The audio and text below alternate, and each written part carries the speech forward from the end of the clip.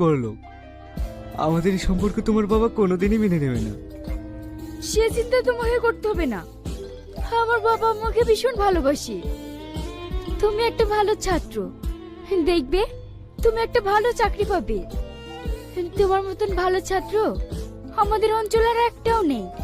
আমি আজকে বাড়ি গিয়ে তোমার কথা আমার বাবাকে বলবো। না শ্রাবণী, তুমি এসব কথা বলবা না। তুমি ভয় পাচ্ছ কেন? কিচ্ছু হবে না, আমি আছি না।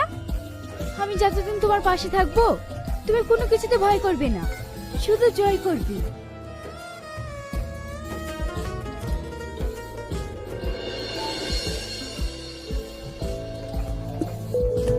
চাচি, আমার কথাটা হয়েছে? না মা, আর কটা দিন থাক, ও হয়ে যাবে। আচ্ছা ঠিক আছে চাচি। ফুপু, এই বয়সে তুমি আর কত কষ্ট করবে বলো তো? দূর পাগল, আমার আবার কষ্ট কিসে? আমার এই বাপটা যখন চাকরি পেয়ে যাবে তখন আমাকে আর কোনো কষ্ট করতে হবে না। আমি পায়ের উপর পা তুলে দেখাবো।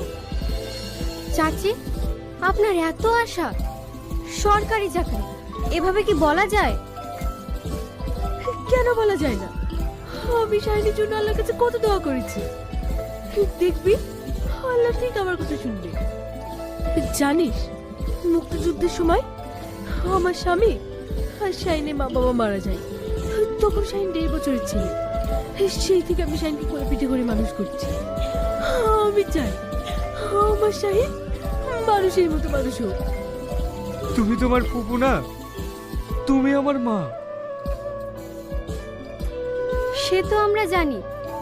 তাহলে আসছি চাচি।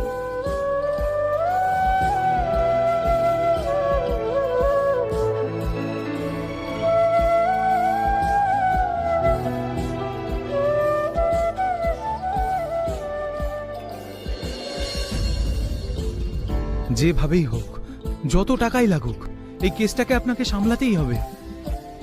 দেখুন, আপনি একজন মার্ডার কেসের আসামি, তাও আবার মেরেছেন একটা গভর্নমেন্টের লক্ষ্যে। এই কেস সামলানো আমার পক্ষে খুবই কঠিন। যে কোনো মুহূর্তে আপনি ওয়ারেন্ট হয়ে যেতে পারেন। স্যার, যেভাবে পারেন শ্রাবণীর বাবাকে বাঁচাতেই হবে। আপনি তো জানেন এই মানুষটা এমন কাজ করার লোক নন। যেভাবেই হোক।